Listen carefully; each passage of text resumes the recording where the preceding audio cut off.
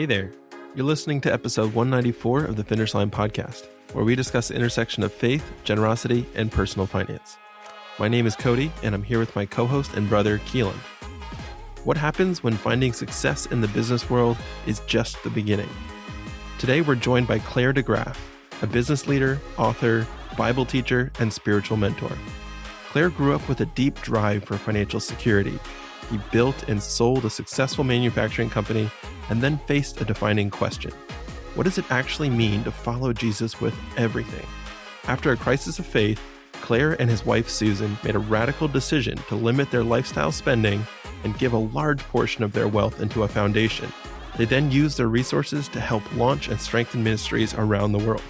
This is a conversation about ambition, obedience, wealth, surrender, and the freedom that comes when we answer, how much is enough? If you've ever wondered what faithful stewardship looks like after finding success, this episode is for you. This podcast has grown almost exclusively by word of mouth. For those of you who have helped get this message out there by sending a link to a friend or sharing on social media, we want to say thanks. It really makes an impact. If you think this or any of our conversations are thought-provoking and inspiring, take a moment and share it with someone. We've been blown away at how God has used some of these stories to make a radical impact in the world of generosity and missions, and you can be a link in that chain. All right, let's get to the interview. Well, we're here today with Clare DeGraaf. Clare, we're so excited that you're here. Thanks for joining us. Thank you. I'm honored to be here. So I'd love if you could start us off by setting the stage. Tell us a little bit about your childhood. What did things look like growing up? And as you tell that story, if you could include how your relationship with Jesus became a personal decision for you. Well, I grew up in Grand Rapids, Michigan, and it was a perfect place to grow up. And I had amazing parents. My brother and I went to dinner about 2 years ago, and he said, "Do you have any bad memories of childhood?" And I said, "I don't." And so I tell people the only gripe we have with our parents is that we can't blame our dysfunctions on them. They're all homegrown. And so they took us to church twice on Sunday. We went to a very conservative Reformed church in Grand Rapids, sent us to Christian school, and just loved on us a lot. My dad was a small-time builder. He built 2 or 3 houses a year. And in the recession of 1958, he went bankrupt. And that really changed our whole family dynamic. Now, they did everything they could to keep us from the effects of it, but we'd come home and the lights wouldn't be on, or the house would be cold, and they hadn't paid the utilities. And they told us that must have lost the check, but we knew that we were poor. And we grew up in the same church as the DeVosses and Van Nandels, so you couldn't have had a greater contrast. So my mother went to work as a cleaning lady for the Zondervan family from Zondervan Publishing. My father went to work for my grandfather in a machine shop, Gordon Manufacturing Company. And it was a small machine shop. It was only 6 to 8 employees, and we primarily made these 1-inch round wooden screws that made office chairs go up and down. In the olden days, you had to get on your knees and turn a nut or turn the screw and to make it up and down before gas cylinders. That was our primary product, and we had a lot of office furniture manufacturers in our area. And so it was a small business. My dad was a blue-collar kind of guy. They were terrific parents. I saw them once or twice a month sitting around the kitchen table trying to figure out how to pay bills with money in little envelopes and everything else. And I heard my mother once say, "Gord, we don't have an extra $5. And I thought to myself, I never, ever want to be put in a position where I don't have $5. And so sometime around 7th or 8th grade, I just committed myself to be rich. I didn't know how I was going to do it. I was actually a rather shy kid. Nobody can believe it today. So I began selling things door to door to learn how to talk to adults. So I sold greeting cards, calendars, rubber scrubbers, over-the-door hangers. I learned to look people in the eye, to have conversations with adults, to build some confidence. I joined Boy Scouts, and 3 years later, I'm an Eagle Scout. And so I was just a type A guy. In fact, in the Christian schools in our town, graduated kids from ninth grade. So high school was 10th, 11th, and 12th. So ninth grade graduation, we have a yearbook that we put together. And in the back of the yearbook, everyone puts the things they hope for the future. And Mary puts, I want to be a nurse, or I want to be a missionary. Another guy says, I want to be a pastor, I want to be an engineer. My yearbook said, by the time I'm 30, I want to be a millionaire and a bachelor. And I wasn't even ashamed to have my heart set on other things. And all the while, I believed in God. I believed every word of the Bible to be true. I believed Jesus Christ is the Son of God. I accepted the gospel. I had no dispute at all with my church or anything else. I knew a lot about God. I just wasn't willing to live for him. And ultimately, I mentor my grandkids, and they asked me a couple of nights ago, we were on a Zoom call, and they said, what's the difference between a Christian and a follower of Jesus? I said, a Christian believes in God, but a follower of Jesus actually lives for God. But I didn't know the distinction at the time. And of course, I met my wife in ninth grade. We started dating in 11th grade. We got married when we were 19. So before I was 20 years old, I was already batting 50-50 on my goal.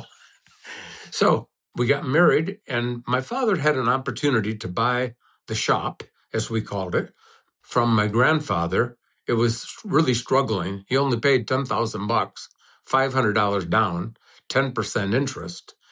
But he took it over when I was in high school. And he and my mother managed to actually do reasonably well. They grew it up to about 20 people, and they were happier than a clam. They were making $25,000, and he had never made that kind of money in his life. And so he was fine, but that was not going to get me where I needed to go. I want private jet money, and he had no ambition for that kind of risk. So I kept saying to him, we run a job shop. We can win or lose a contract based on 2 or 3 cents. We need to have a product of our own. And he said, well, that's fine, but we don't have one. But in my senior year at Calvin College, I got my first patent. I applied for my first patent on a chair mechanism, a tilt mechanism that goes underneath the chair. That, these screws sold for about 60 cents. These mechanisms sold for about $6. Eventually, that mechanism became the largest selling chair mechanism in North America. But my father never lived to see that success, because 2 years later, he died of lung cancer at age 46. So I was running the business my last year in college. My dad was going through chemotherapy and was really hurting and was out of it. And for the next 10 years, I gave everything to that business. I mean, I thought about business sitting in church, sitting in the movies, taking a shower, sitting on the beach. I was all in. Business was my mistress. So by the time I'm 31 years old, we have 175 full-time people. We have a 100,000 square foot state-of-the-art manufacturing plant.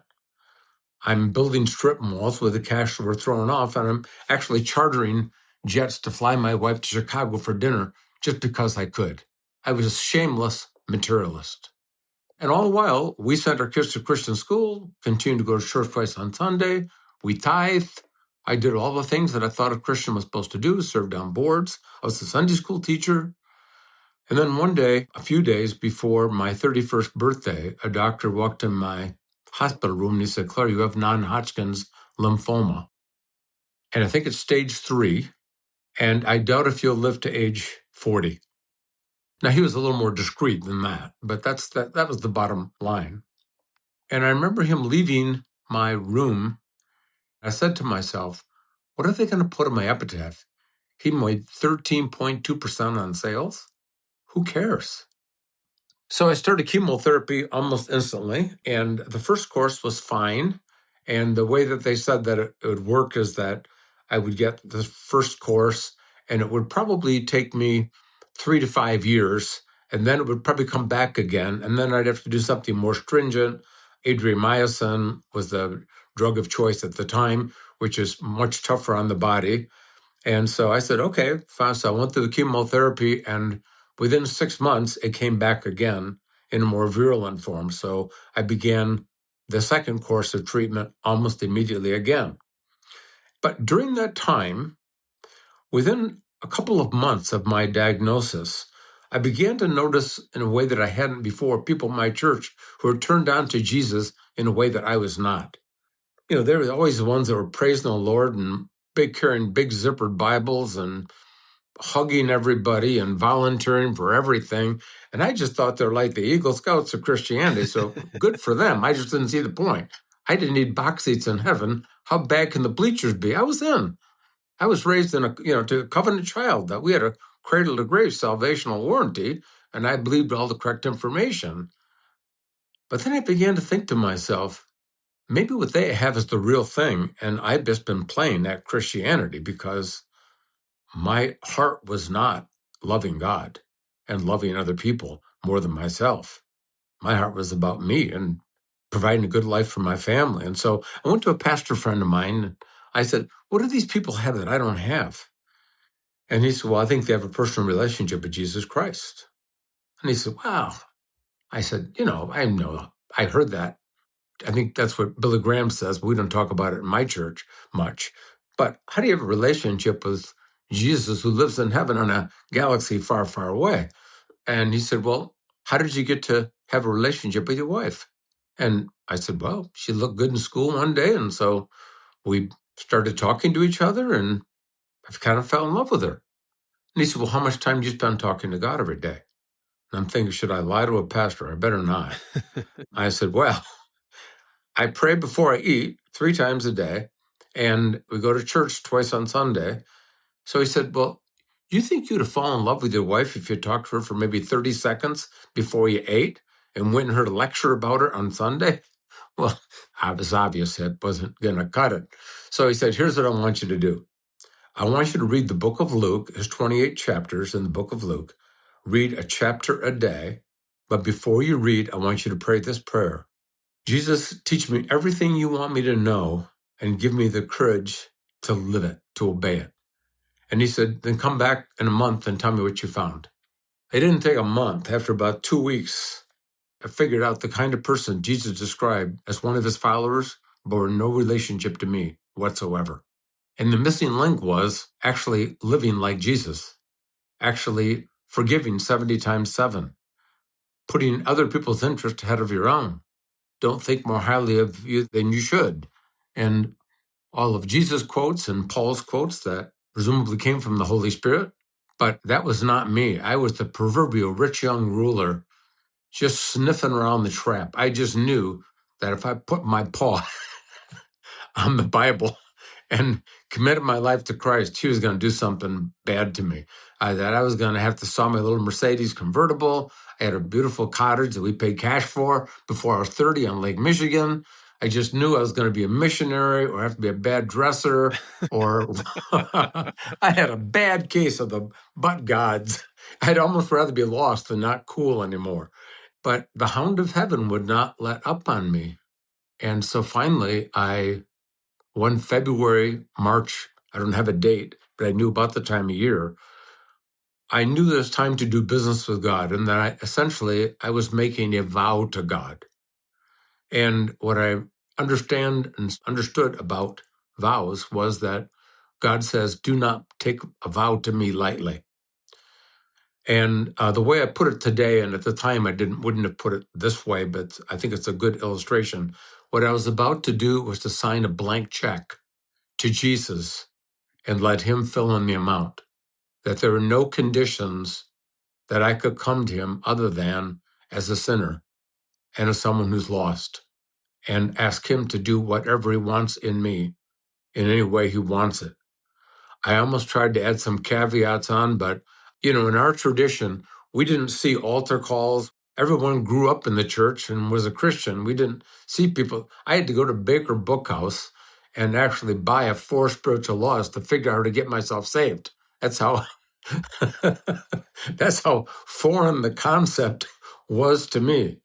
But I knew that what I was doing was the right thing. I didn't have any epiphany at the time. It's not like I had instant insights, but I had an insatiable appetite for scripture. And I began reading hours a day and reading books, Watchman Nee and C.S. Lewis. And I hired 2 pastors. I didn't actually hire them. I paid them, I tipped them for spending time with me. But I wanted to learn what Calvinism was, what Arminianism was. Why does God permit the suffering? Because if I was going to sell this product called Christianity to other people, I wanted to know things. And I wasn't even spiritually mature enough to know how fleshly that desire even was. I figured I could just sell Christianity to people and they'd buy it, and just didn't fully understand that it's the Holy Spirit's work, that we can explain the gospel and live the gospel, but it's the Holy Spirit's job to convince them it's true. But at the time, I didn't know that. And I just poured myself into Bible study and then presenting the gospel to people, starting Bible studies. We started CBMC Bible studies. We started 9 of them in a 2-year period of time. So my management team came to me in 1983 and said, Clare, the company is too big for us to buy, but your head is just not in here anymore. All you think about is Jesus all the time. And we think you ought to sell. And I owned 94% of the company at that time. So 1984, I was 35 years old. I sold the company to Liggett and Platt, which is on the New York Stock Exchange. In fact, I have a clipping I gave my son a couple weeks ago from the Wall Street Journal that I owned 5.1% of a company on the New York Stock Exchange. For the first time, I actually had private jet money, but it scared the wits out of me to have that much money. So one of the wisest things my wife and I decided to do at the time is that we took 60% of the sale proceeds of the company and put it in a foundation so we couldn't touch it again. I knew I had to paint myself into a financial corner, because if I had that much money floating around at my age, I've seen too many men better than me go bad just killing time pleasantly in warm places with expensive things. And I still like expensive things, and we still have plenty of net worth. I haven't had a job in 40 years. I tell people I'm still looking for something mid 6 figures or no heavy lifting. But but I sensed that God did not want me to get another job or to do anything else in business. And in fact, my wife said to me, what are you going to do all day long once you sell? And I said, I don't actually know. She said, that's not like you. You have a 3-year plan, a 5-year plan, a 10-year plan. I said, I think God simply wants me to be available to him and to see once if I'm willing to wait on him and not just do something. And so that's been kind of my plan, that I have no plan. For 40 years, I get up almost every day. I make a really great living. I do almost what I want to do almost any single day. There are people who sacrifice for Jesus, but I tell people I'm not one of them. So that's just led to a variety of endeavors we can get into later if you want, but I've been talking too much, so I'll give you a chance to jump in and ask questions. Man, there's so much to unpack in what you've shared already. I want to come back a little ways because I can tell, even at the time, you were doing a lot of reflection, introspection, and discernment. And this isn't even really generosity focused, but I'd love to hear how you think about suffering. And you mentioned it a little bit, but so much of this story began with that diagnosis that you got. And I'd love to figure out, especially now having had a lot of time to process through all of that, what do you think about suffering in terms of, how God uses suffering, its role in our lives in a broken world, whatever has kind of come from that in your life? Well, that's a huge question, but I'll try to say it as simply as I can. I think that both the will of God and suffering are things you really can't see in the windshield. They're better seen in the rearview mirror. That at the time when you're going through them, you can't see much good that would come from it. And so I think that what true faith is that I don't think God would make me miserable for no good reason. That he's either allows me to be miserable or sick or tired or causes it to happen. And we should not try to second guess his purposes until he shows us what his purpose was in the rearview mirror. Because we're always trying to figure out, when people ask me, well, what's the will of God for my life? Well, I said, to love God more than anything else and love other people more than yourself. Well, that's not what I meant. I understand what you meant. What you mean is, does God have a script for my life, and can I get a peek at it ahead of time? And I said, well, actually, the only script he has for your life that I'm aware of is Scripture. And so you can get a peek ahead of time, because if you live that way, it does have a happy ending. But in terms of knowing this woman is appointed by God for you, and that's the will of God for you, and there's no other woman that could be in the will of God for you, I think and I've told my wife this many times, and I've told as many people would listen to me, I said, I think that God's requirement for a spouse is that they love God more than anything else. They love me and others more than they love themselves. And if they do, I think there's probably about 6 million women I could marry and be in the will of God. Now, someday I might find out that he actually appointed Susan and I together, but I can't know that for certain.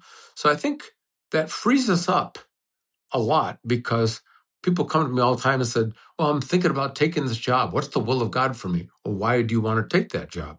We start getting into that. Well, it's more money. I have to move to California. My wife isn't happy about it, but it's a good opportunity. And I'm going, I'm not hearing a good reason to move to California other than you're making more money and a big job. And it doesn't sound like it's good for your family. So I can't say for certain, but that does not sound like the will of God to me. Having said that, I don't think God cares whether you sell cars or insurance or herd sheep. If you're happy and it makes you a better person, you can serve others. So I have a much looser understanding of the will. I trust God.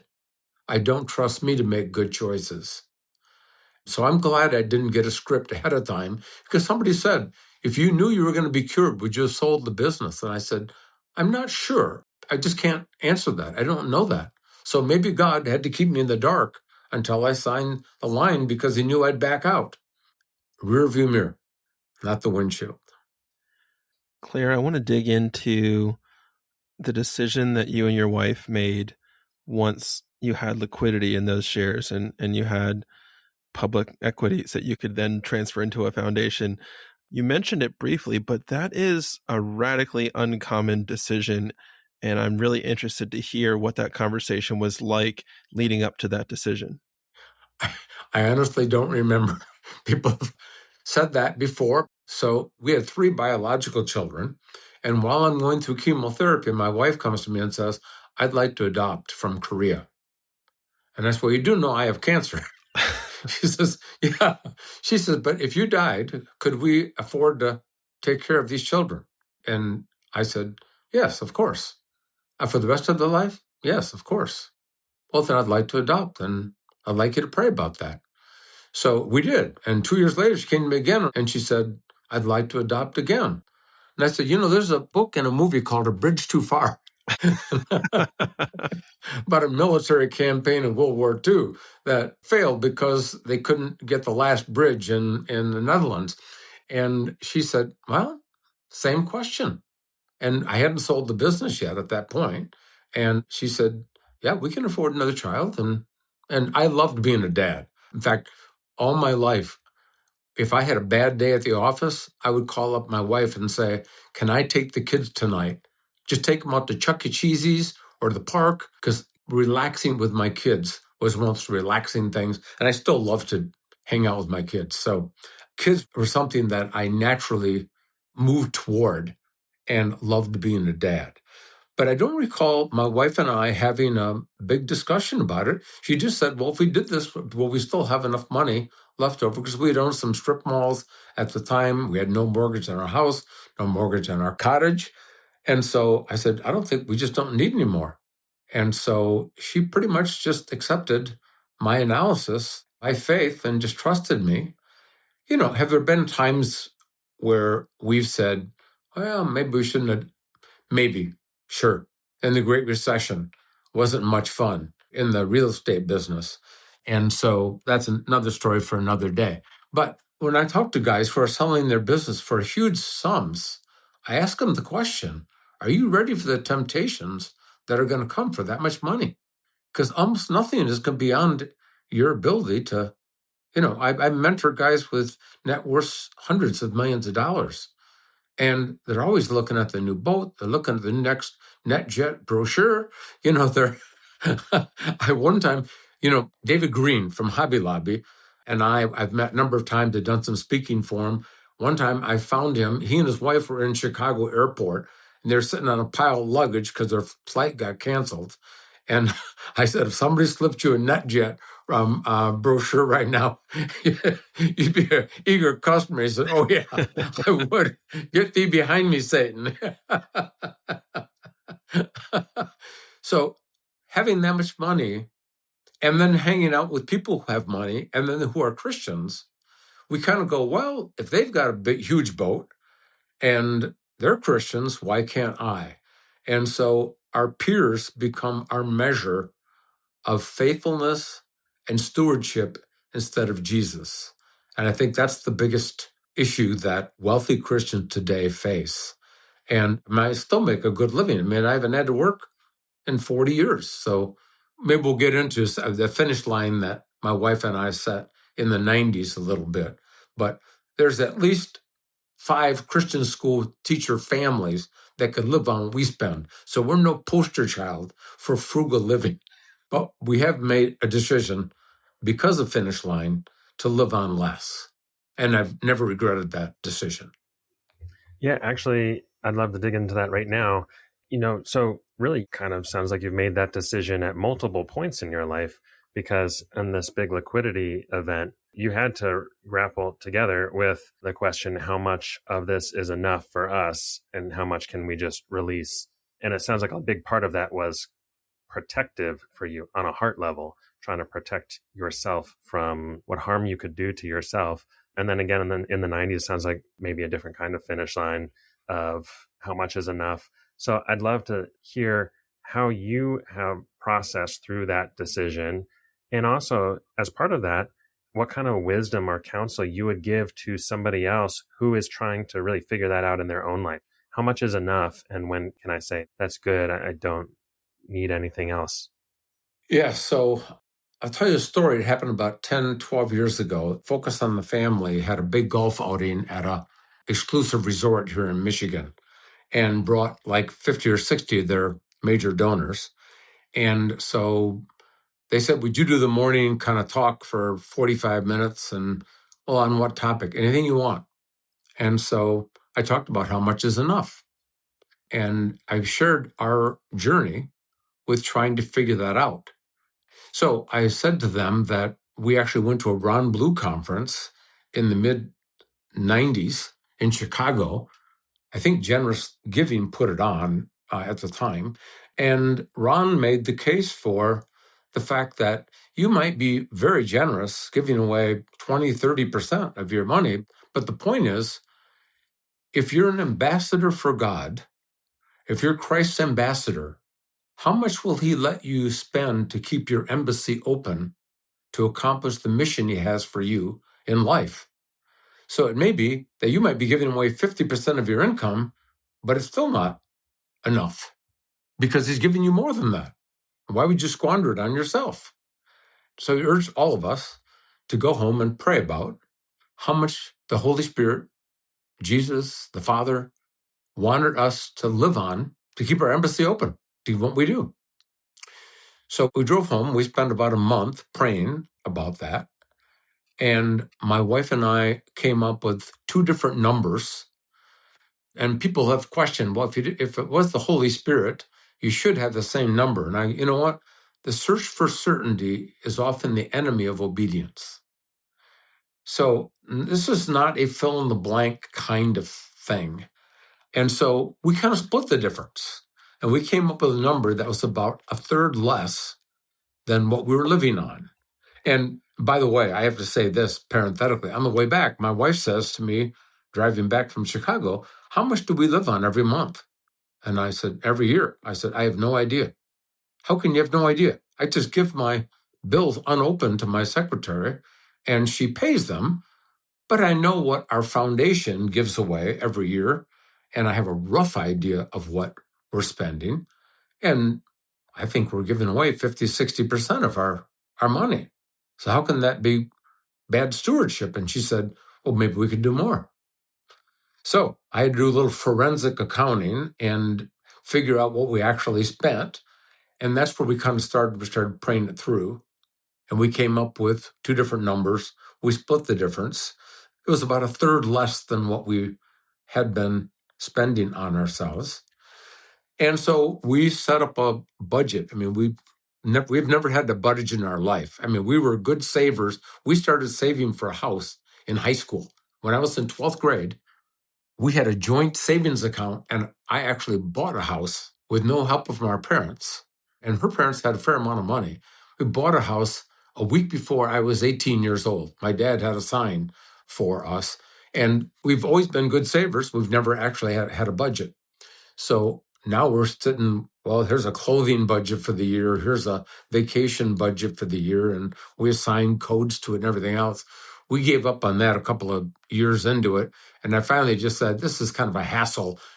I'll take 1/12 of whatever our budget is, and I'll transfer money from our business account into the personal account. If we run out of money, we spent too much. If we have money left over, then we're good. And so, and we'll have to find out what we spent if there's a problem. And that was the easiest one. And that's the one we've worked on for the last, 20 something years. But it's interesting because our first year we did it, 3 of our daughters got married that year. 3 daughters in 7 months. I was hemorrhaging my money. So I figured the Lord would forgive me for blowing past my budget for that year, because there was no way we were going to have 3 weddings and stay within a normal budget. But the next year, they said, where are we going on spring break? And I said, well, we're not going to go on spring break. And they said, why? Well, there's some things we want to do at the cottage, and it's going to take a fair amount of money, and we've got so much allotted for special things. And to a person, they came to us and said, are you going broke? I said, no, we're not going broke. We put ourselves on a budget. they weren't used to us denying us or them hardly anything. So it's been an interesting adventure. We've been on this now for, 30 years. And it's helped us to be more generous because we've been able to give besides our foundation, to give personally. And it's just a good discipline. So I get to the end of my talk at the Focus on the Family golf outing, and one of the guys says, well, Claire, how in the world can you possibly know how much is enough? And I said, guys, this is not my first rodeo. All of you guys ran businesses or had practices or firms, and you sit on boards of nonprofits. You apparently had no problem figuring out how much is enough for all the people who work for you. But for yourself, this is some unknowable mystery of the universe? I don't think so. You might be off by $10,000 or $100,000. But I can say with high degree of confidence of most of the people in the room, except for the Focus on the Family staff and the people working at the hotel, that almost none of you probably need any more. If there's only the boundary that we are not going to spend any more than we spent last year, maybe we'll index it for inflation, but no matter what happens, we have enough. Because my guess is that I think you all know that you have enough. Too much? That's for you and God to decide. So there's no formula I can give you that can help you get past that. But I will say this, none of the above is the only answer I think Jesus does not want to hear. So that's kind of our journey in setting the finish line. So I read Ron Blue's book, Generous Living. I read it again a couple of years ago, and bless his heart, I love Ron Blue, but it's written 30 years ago. There's nothing about computers or the internet, and it's just not as relevant anymore. So I can't really recommend it. So I'm recommending your book now. And because I think you guys your heads screwed on straight. You understand the language, you understand the culture. But I think the most important thing to addressing the how much is enough finish line is the question, how much of what we own belongs to us and how much belongs to God? And I ask that question in groups all the time. And they look at me like, this is a trick question. I said, well, it's not actually a trick question, but it is the question, because if everything you own belongs to you, then you can spend it any way you want.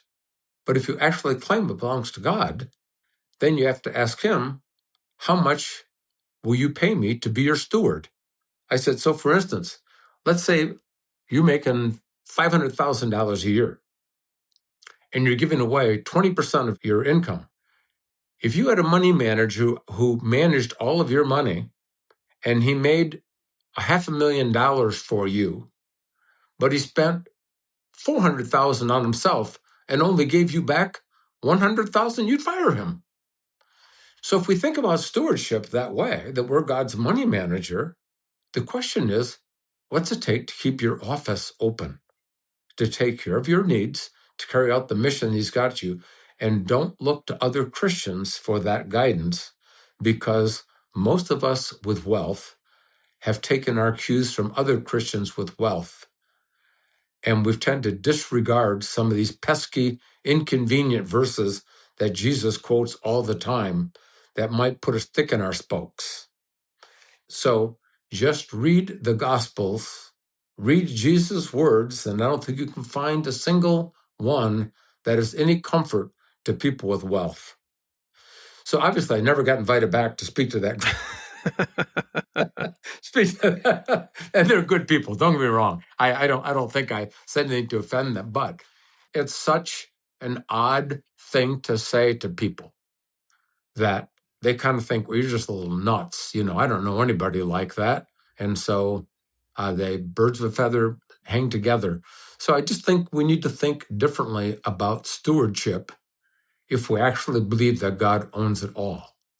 In fact, I'm writing a book right now. I'm pretty much done with it, called The Rich Christian's Bible. And in the introduction, I say, by the way, you may not have noticed there's quotation marks around the title on the cover, because if God owns everything, there are no rich Christians. There are just Christians who act like they own it all.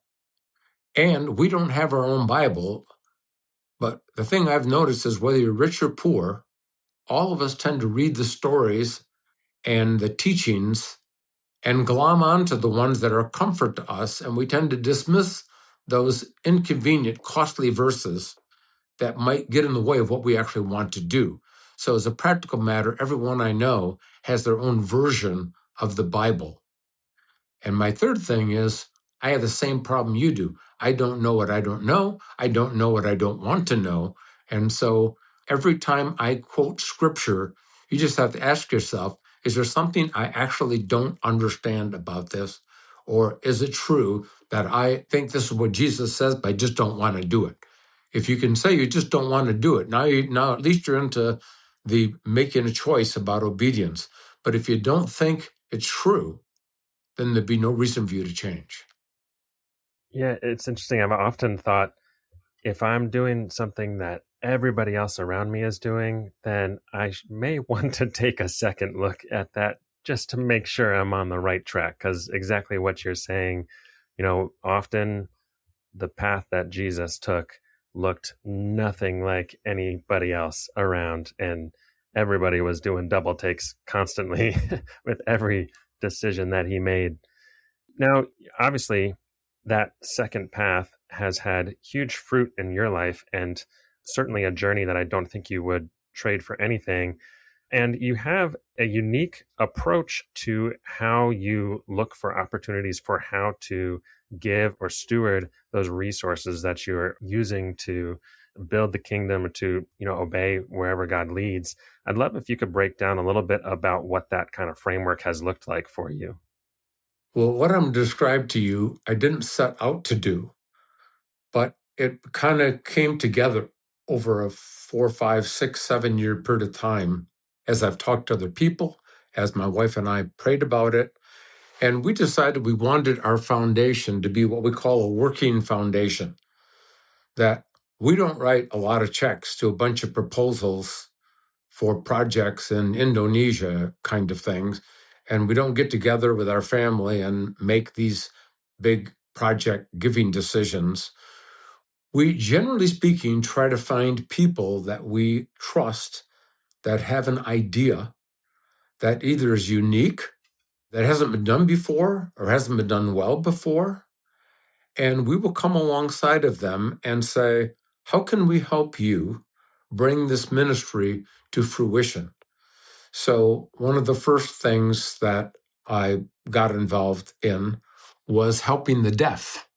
So somebody came to my office wanting to raise some money for the deaf, to help the deaf translate the Bible into sign language.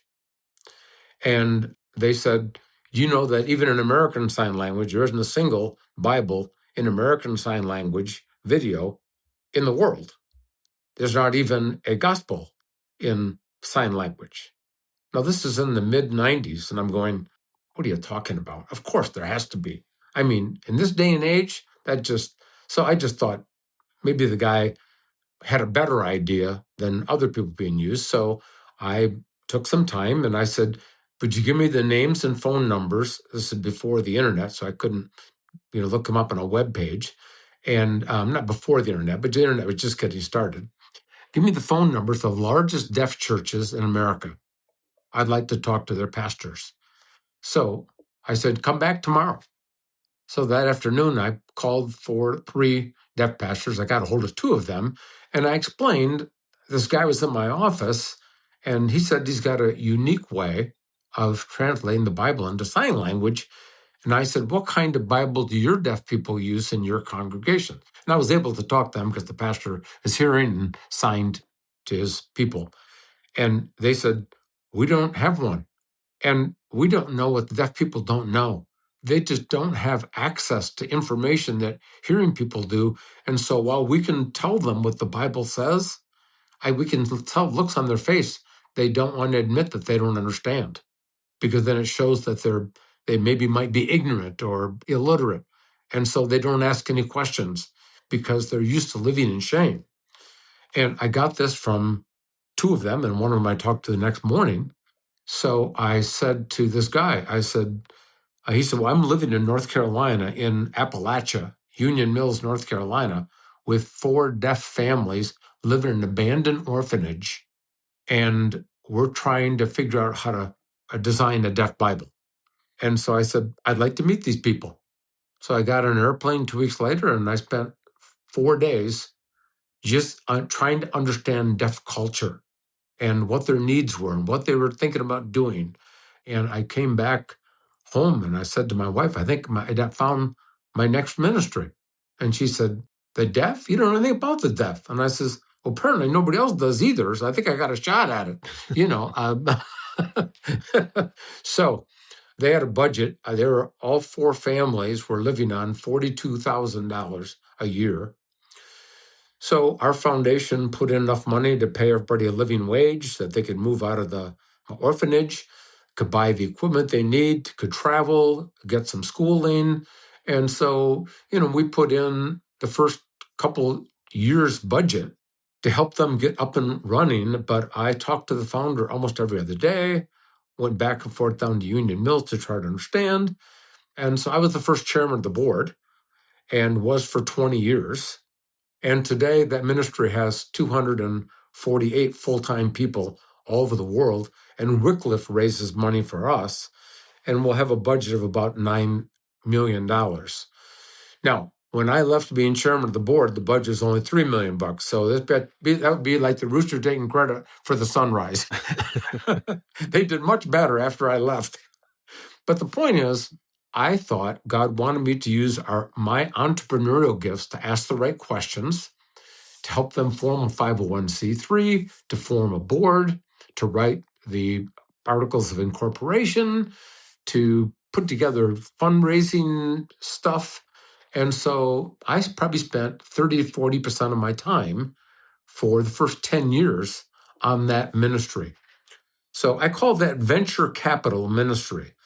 That is that we're willing to put in a significant amount of money into an idea that we think is unique, or a person that we trust, or both, and see it in its early years so that person is full-time able to put that together. There's too many founders who end up spending 50% of their time fundraising, and it takes them forever to get it going, and then it fails.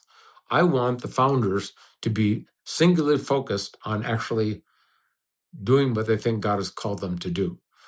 So we've done a similar thing with a ministry called the Center for Faith, Sexuality, and Gender. Preston Sprinkle. I didn't know him, but he had written a number of books on LGBTQ people and how Christians ought to react to them. And I was 65 years old, and our grandkids were in high school.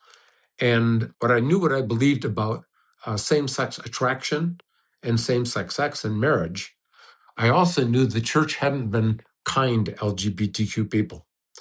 So I called Preston up and I said, how much would you charge to come to Grand Rapids for a week? Meet me, and we'll meet a bunch of other people, because I think there ought to be a national ministry to teach people to be more kind and understanding to LGBTQ people while still holding to the Bible's understanding of marriage between a man and a woman, and that there are only two sexes, male and female, and that all sex, heterosexual or same-sex sex outside of marriage, that definite marriage, is a sin. And so he came, we spent a week together, and we were encouraged by some leaders that I had met. And so for the next 2 years, all he did was develop videos and materials and write books and put courses together before we could actually show that we had anything, actually about a year and a half. Within a couple of years, I was able to wean our foundation off financially. But to date, we've trained almost 28,000 pastors all over the United States in full-day seminars how to teach their people to be more kind and thoughtful to LGBTQ people.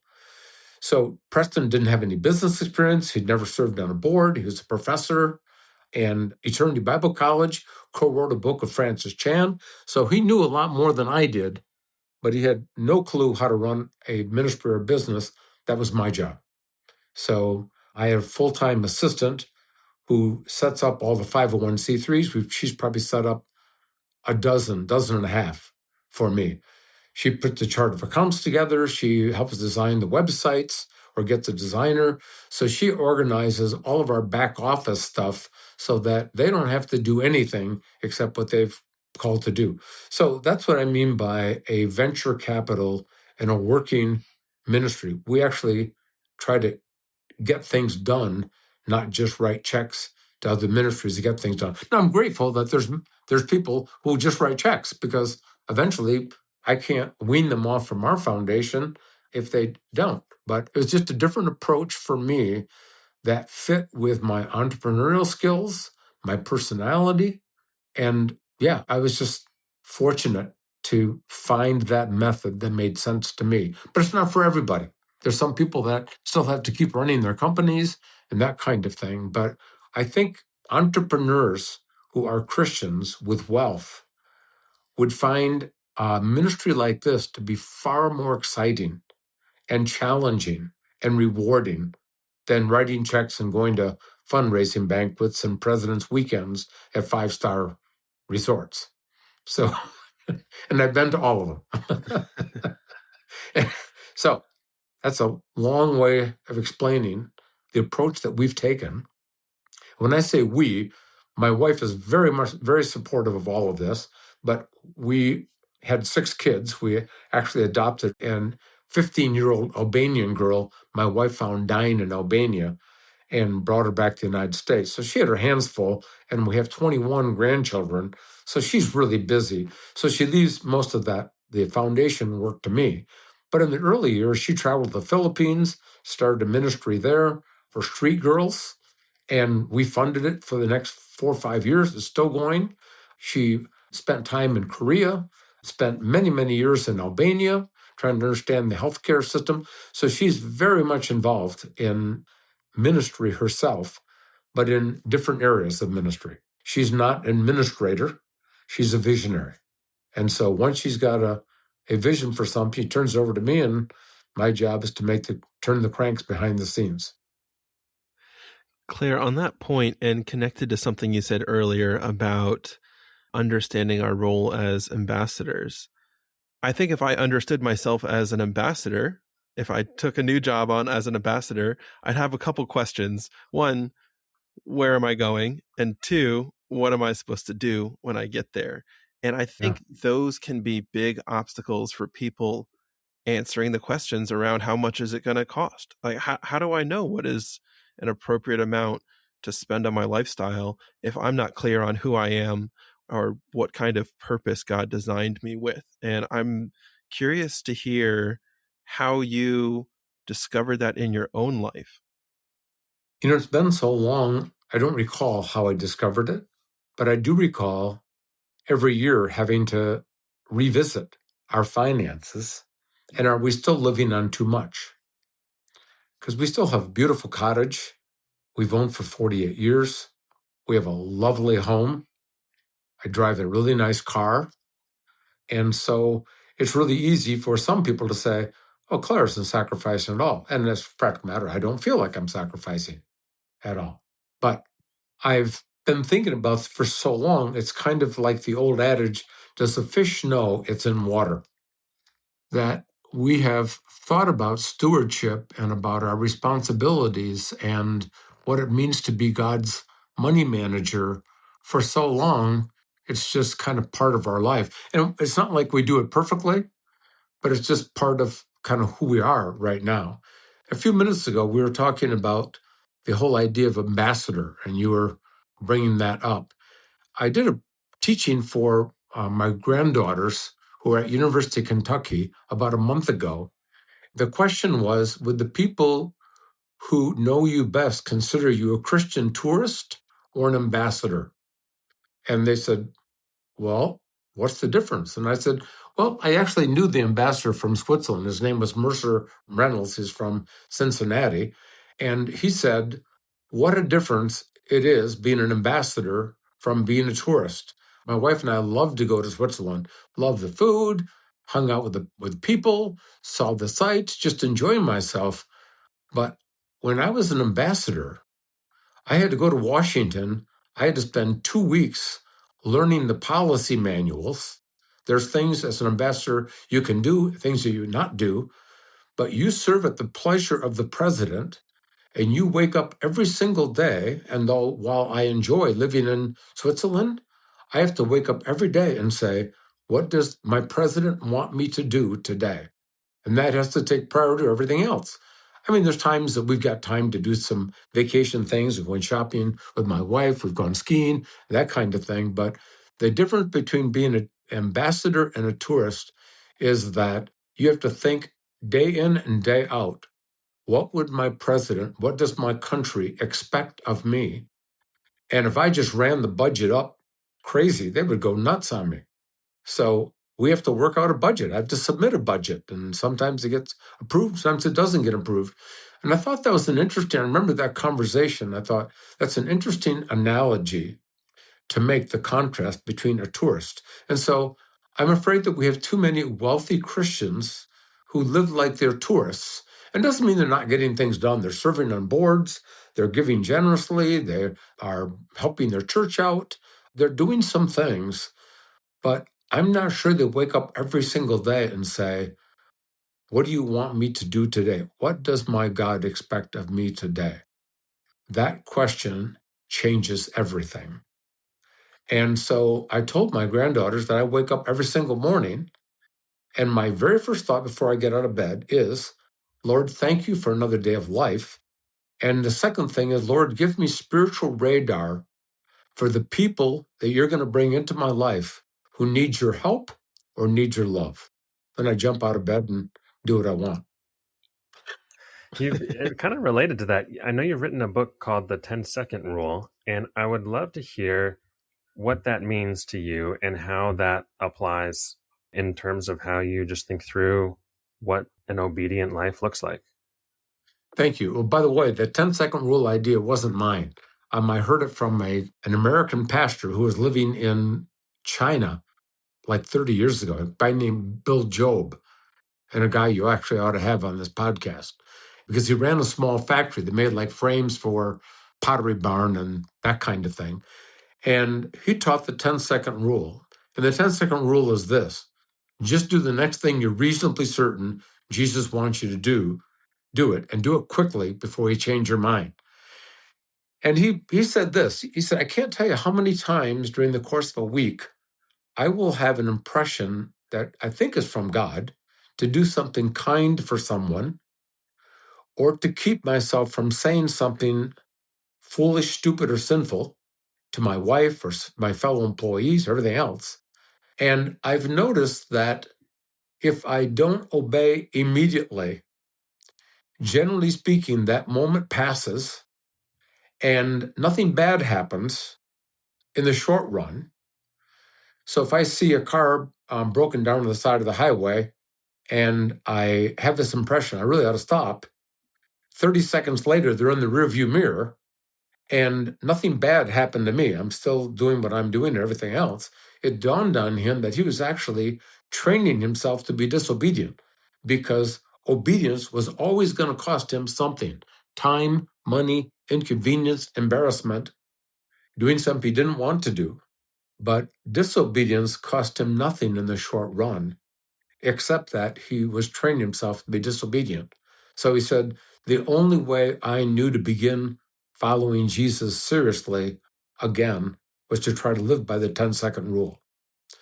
And I used this illustration, it's not his, but I said, if I wanted to run a Boston Marathon, I couldn't just lay on my couch and read a book about running the Boston Marathon, like we read the Bible to what it means to actually follow Jesus.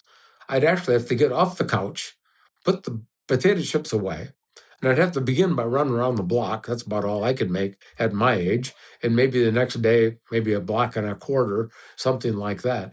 But if I every day did a little bit of training, I could be stronger and stronger and stronger. I might actually be able to run the Boston Marathon. I think that most people, most Christians, including me, all too often come to an acceptable level of obedience in their life, and they think God is fine with it. And it's like Garrison Keillor does a program called The Prairie Home Companion on NPR. I mean, he's not on anymore, but he did. And where he said all the children in this make-believe town in Minnesota were above average. Well, we all think we're above average. Well, they were above average, which is a statistical impossibility. And so I wrote the book because for me, it was a way to begin breaking the cycle of disobedience dozens of times a week in little things that kept me from really maturing in my faith. And I could get by with it because I could write big enough checks and I was good enough at my craft and I could administer things and I could start things and I could teach and everything else that I thought, well, nobody's perfect. And I just came to the conclusion, Jesus would not accept that, the fact that nobody's perfect, but you can be more better. You can be better than you are, Clare. And start by training yourself to be obedient in little things. So I tell, because people say to me all the time, well, how do you know for certain that God's actually telling you to do that thing? And I said, well, I don't. Certainty is the enemy of obedience. But I said, now think about this for a minute. How can doing something nice for someone or to not doing something that I know is sinful not be the will of God? I just can't imagine there's any downside to that kind of thing. So whether God gave me those impressions or it was my conscience or whatever else it is, it's helped me be a better follower of Jesus by trying to follow the rule. So that's the 10-second rule in a nutshell. Clare, I can tell we're barely scratching the surface with some of the stories and wisdom that you've accumulated over the years. And I wish we had several more hours to just learn from you and hear some of those stories. But thinking about the future, I'm really interested to hear what you're most excited about coming on the horizon in the next 5 or 10 years. Well, I have a cancer diagnosis that at least statistically says that I'll die in the next few years. And I don't know that, but no one's getting out here alive. I do know that, unless Jesus comes back again. So we're thinking through, my wife and I are thinking through the future of our foundation.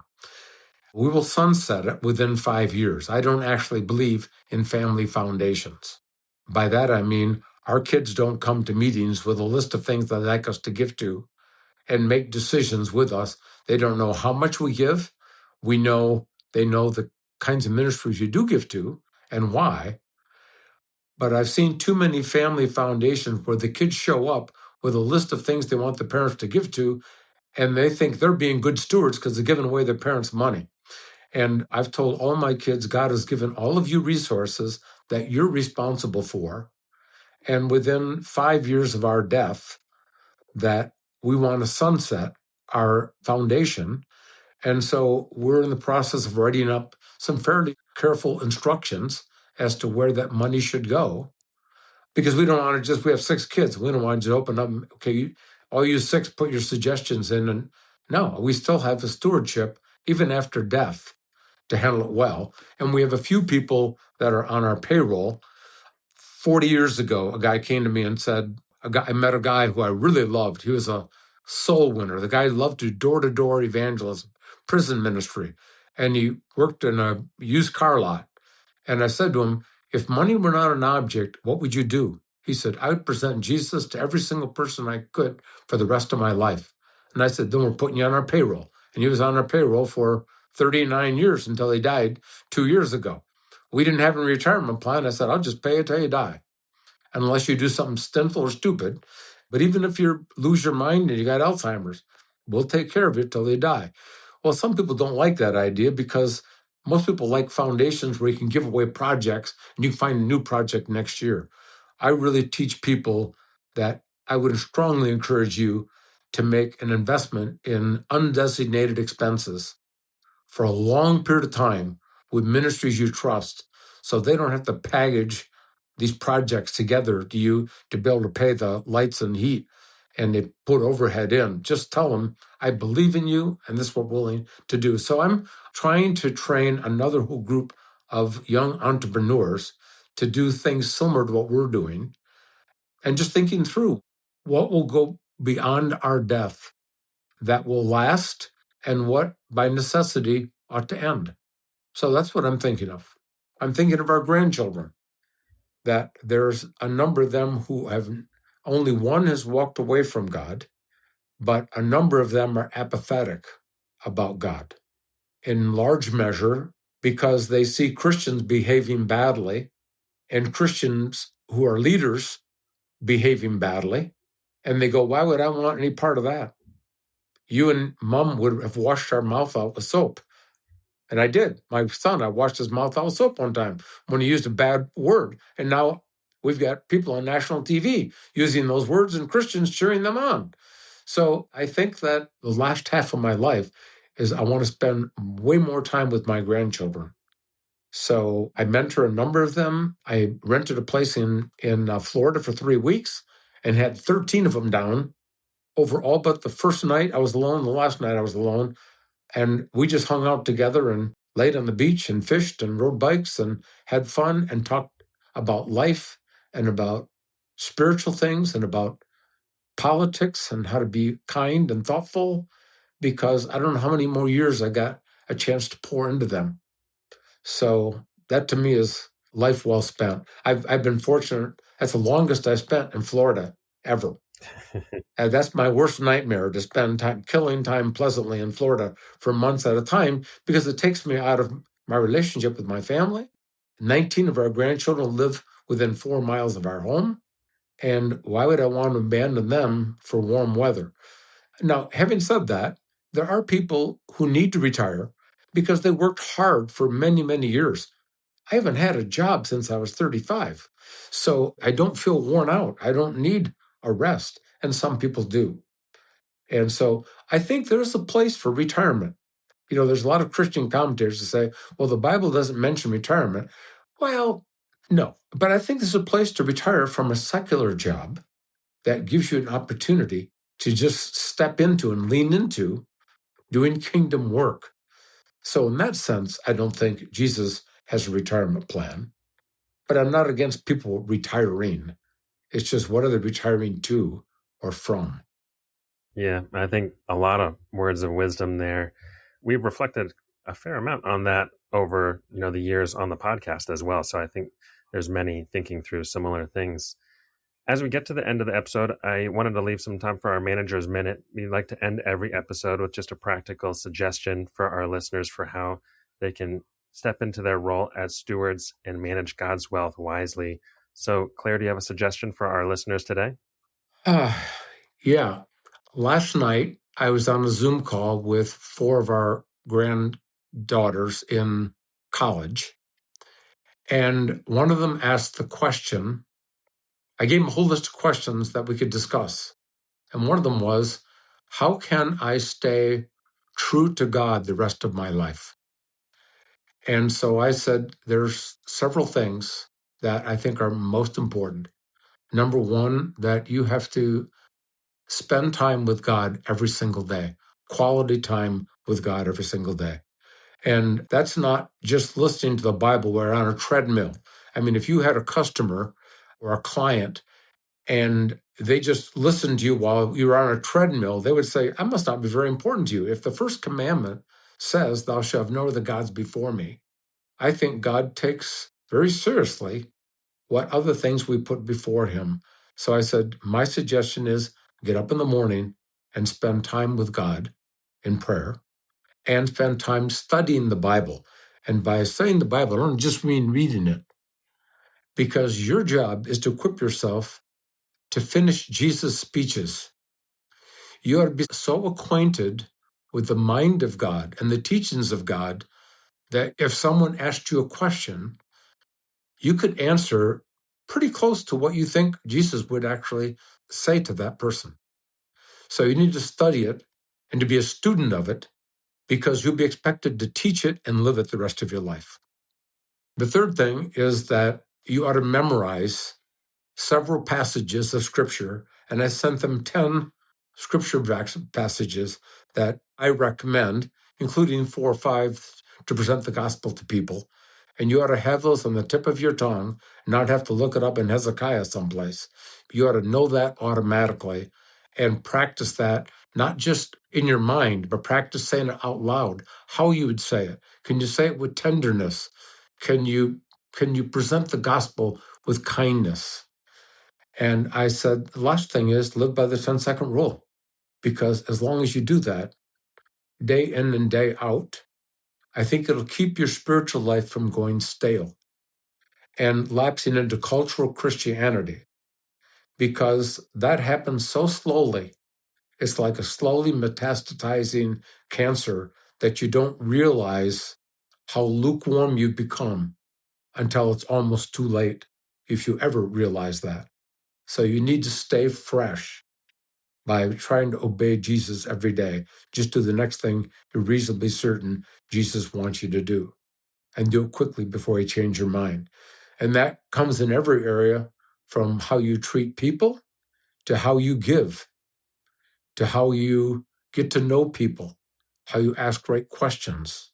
And so my manager's minute isn't probably what you're looking for in finance, but it's the pieces of advice that I give to young people to keep them from becoming what I was for too many years and didn't realize it.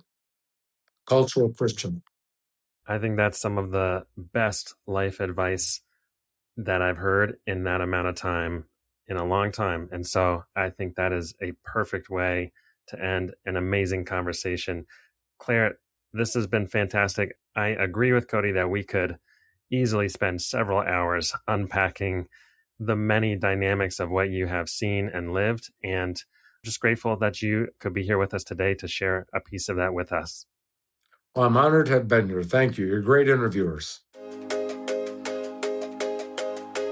Thanks so much for listening to the show, guys. If you want to find any of our references or links from today's show, you can always find them in our show notes at finishlinepledge.com/episode 194. If you'd like to get in touch, we would love to hear from you. Just send us an email at hello@finishlinepledge.com. Now, as most of you know, on the Finish Line podcast, we're all about stories, seeing how God draws us into generosity over a lifetime. But sometimes these stories can leave us thinking, what does the next step look like for me? And that's exactly why we've launched a whole new podcast called Applied Generosity, which explores the full landscape of the generous life across 7 different dimensions of generosity. Applied Generosity helps make sense of the hundreds of stories we've shared through the Finish Line podcast to help you find your best next step. If you've been inspired by these stories and you want to take things to the next level, check out Applied Generosity anywhere you listen to podcasts or at appliedgenerosity.com. That's it for today. We'll see you next time.